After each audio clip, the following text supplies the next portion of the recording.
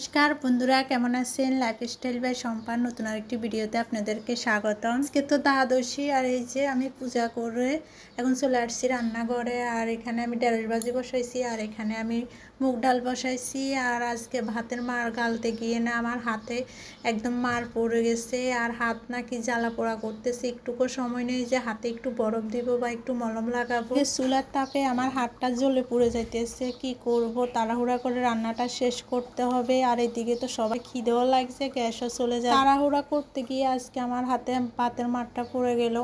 আর ওই যে আমি ডালটা বসাই, এখানে ডাল বাটটার দিকে দেখি ডালের সব জল শুকায়, একদম ডালও হালকা একটু পুড়ে গেছে। আর আজকে সকাল থেকে আমার সাথে এটা কি হইতেছে আমি বুঝতেছি না। একদিকে হাত পোড়া গেছে আর একদিকে ডাল পুড়ে গেছে। যে এখন ডালগুলো এখানে নিয়ে নিব। আর ডাল তো পুড়ে গেছে আর সব জল শুকিয়ে গেছে। আর একটু ডালের জন্য জল গরম করে দিয়ে দিলাম।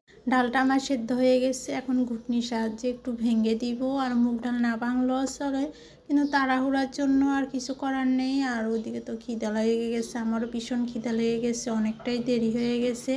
আর এই যে এখন তেল ডালতে আসি, এখন কড়াইতে আমি তেলও দিয়ে দিলাম। বেশি তাড়াহুড়া করে কোনো কাজ করতে গেলে বিপদ ঘটে। আর এদিকে দিয়ে দিলাম এই যে শুকনো মরিচ। আর শুকনো মরিচ অনেকগুলো ভেজে নিব। আর ডালের বড়া করব, তো ডালের বড়ার সাথে শুকনো মরিচ খেতে অনেক ভালো লাগে। আর যেগুলো ডালের বড়ার সাথে খাবলা তুলে নিলাম, দুইটা রেখে দিয়েছি, এটা ডাল সম্বারে দিয়ে দিব। এখন ডাল সম্বারে গোটা জিরা দিয়ে দিলাম, গোটা জিরা তেজপাতা দিয়ে আমি ডালটা সম্বাদ দিয়ে নিব। আর এই যে এখন সম্বাদ দেওয়ার পর ডালে আজকেও আদা দিতে ভুলে গেছি। আর আমি ডালে কিন্তু একটু গুঁড়ো জিরো দিয়ে দিলাম আর দিয়ে দিলাম স্বাদ মতন একটু চিনি। আর মুগ ডালে একটু চিনি দিলে ভালো লাগে, স্বাদটাও কিন্তু ভালো আসে। আমার ডাল সম্বাদ দেওয়া শেষ। এখানে আমি আমের টক করব, এখানে আমি দিয়ে দিলাম সর্ষে। সর্ষে না দিলে এত সিটে কি বলবো।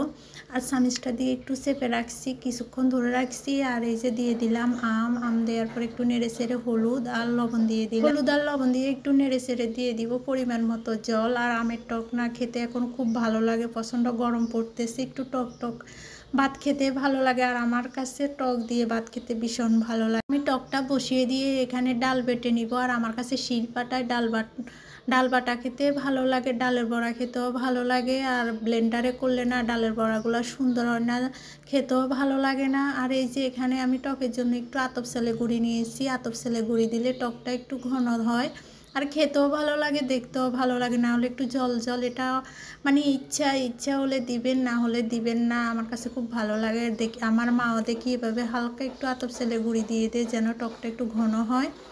আর এই যে এখন আমিও দিয়ে দিব গুলে। আর ইদানিং আমাদের সবাই টক খেতে ভীষণ ভালো লাগে, আমরা তো সবসময় চাটনিয়ে খেয়ে থাকি। আর এই যে এখন আমার টকটাও রান্না হয়ে গেছে। আর টকে না আজকে মনে হয় যে আমার চিনির কোটা সব চিনিয়ে শেষ হয়ে যাবে। আমার টকটাও রান্না হয়ে গেছে, নামিয়ে নিব। এখন করব ডালের বড়া। আমাদের ঘরে নিরামিষ কিংবা দ্বাদশী ডালের বড়া আর আলু চিপস না হলে চলে না।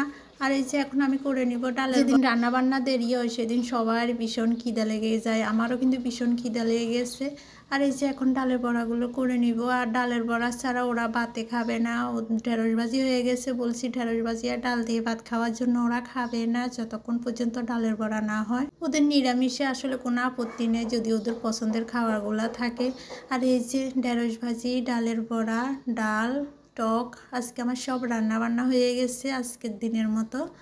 আর এই যে এখন আমরা সবাই খেয়ে নিব। আমার ভিডিওটা কেমন লাগছে অবশ্যই কমেন্ট করে জানাবেন।